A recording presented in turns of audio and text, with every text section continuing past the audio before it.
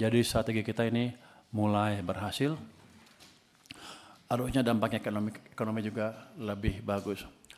Sampai dengan triwulan 1 2026, pendapatan negara mencapai 574,9 triliun rupiah atau meningkat 10,5%, sementara belanja negara terrealisasi sebesar 815,0 triliun rupiah atau meningkat 31,4%. Dengan demikian, defisit APBN sebesar 240,1 triliun rupiah atau 0,93% terhadap PDB. Jadi ketika ada defisit, masyarakat, bapak-bapak dan ibu-ibu jangan kaget. Memang anggaran kita didesain defisit. Kalau saya belanjakan lebih merata sepanjang tahun kan harusnya di triwulan pertama sekarang lebih besar dibanding triwulan pertama tahun lalu defisitnya. Itu suatu yang normal. Tapi yang jelas kita monitor terus selama setahun akan seperti apa pendapatannya dan belanjanya seperti apa. Jadi kita amat berhati-hati dalam mempertimbangkan hal ini. Selama ini rata-rata belanja di triwulan 1 sekitar 17% terhadap APBN. Di triwulan 1 2026 penyerapan belanja telah mencapai 21,2%.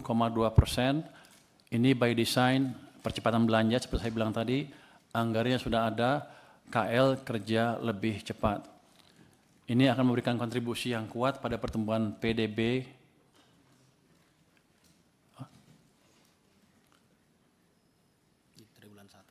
di triwulan 1 2026.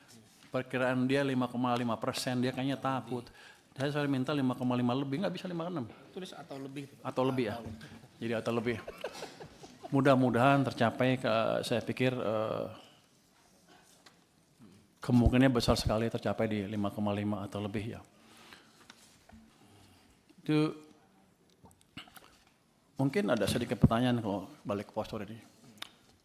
Kalau dengan APBN nggak naik, apakah APBN kita kuat sepanjang tahun? Karena ada orang yang bilang katanya uang saya tinggal 2 minggu aja sudah habis.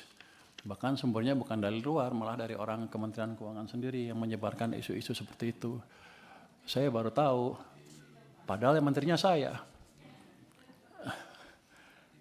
Jadi saya agak bingung, tapi gini, kita begitu harga minyak naik ke level yang tinggi, kami di Kementerian langsung exercise untuk masing-masing harga sampai 80 kondisi APBN berapa, 90 seperti apa, sampai 100 seperti apa, dan mitigasinya seperti apa.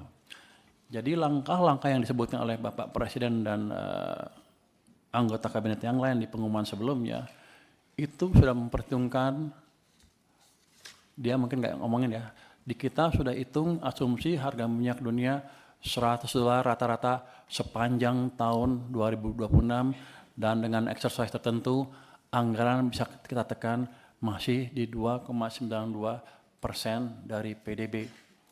Jadi sepanjang tahun ini dengan harga rata-rata 100 aman.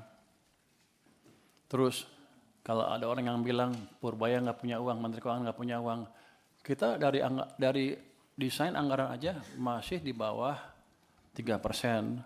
Selain itu, saya masih punya SAL. Sekarang meningkat rupanya Pak Dolfi, saya juga nggak ngerti harusnya dihabisin, nggak bisa habis rupanya. Ke 420 triliun rupiah.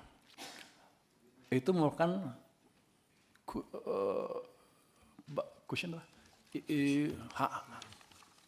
bantalan tersendiri. Kalau kita diperlukan, kalau harga minyak naik tinggi sekali, misalnya nggak terkendali. Jadi dari situ kita masih aman, Bapak-bapak, Ibu-ibu. Tentu saya akan ke Komisi 11 untuk meminta izin bagaimana mengelola anggaran SAL itu untuk menjaga sustainabilitas, bukan APBN lagi pada waktu nanti negara kita. Tapi yang penting adalah dananya ada, cushion kita masih ada, nanti juga Pak Menteri ESDM menjanjikan pendapatan yang lebih dari kenaikan harga minyak dan harga batu bara di pasar dunia. Jadi masyarakat nggak usah khawatir, kita sudah hitung dengan exercise seperti itu. Kalau kepepet masih ada yang lain, kalau kepepet masih ada. Jadi pertahanan kita berlapis-lapis. Jadi saya ingin memastikan lagi nih Pak, Ini apa yang Bapak sampaikan terakhir ini sangat penting ini untuk diketahui masyarakat, Pak. Bahwa exercise harga BBM di 80, 90 dan 100 pun negara sudah siap, Pak ya? Sudah siap. Yang kemarin diumumkan itu dengan asumsi 100, jadi kita sudah siap kalau sampai sana. Ya. Kita sudah siap sampai akhir tahun. Sampai akhir tahun. Nah, ini yang harus masyarakat tahu, Pak. Bahwa pemerintah siap untuk tidak menaikkan sampai di akhir tahun. Iya, Pak. Kami siap tidak menaikkan sampai akhir tahun untuk BBM bersubsidi ya Pak ya. Dengan asumsi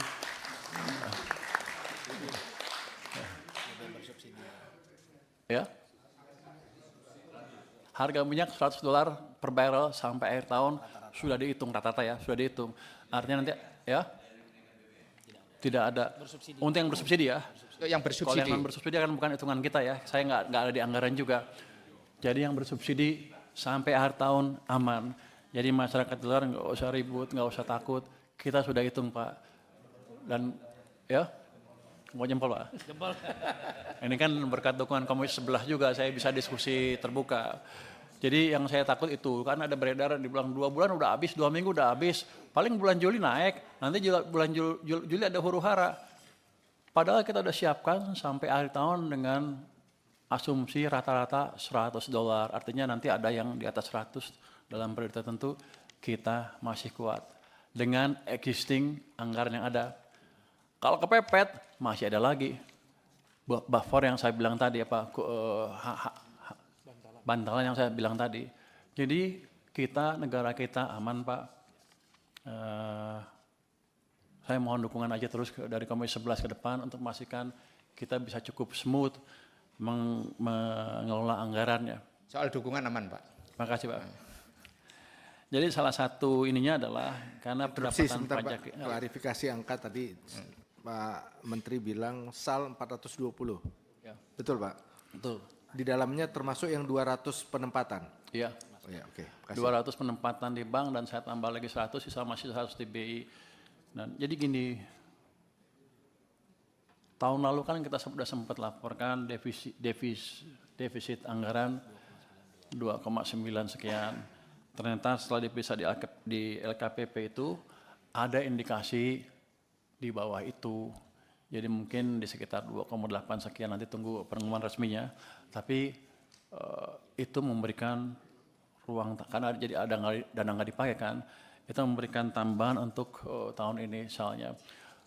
Di satu sisi itu jelek karena saya nggak bisa ngabisin uang, tapi di sisi lain bagus ketika ada seperti ini, kita masih punya tambahan bantalan tadi Pak.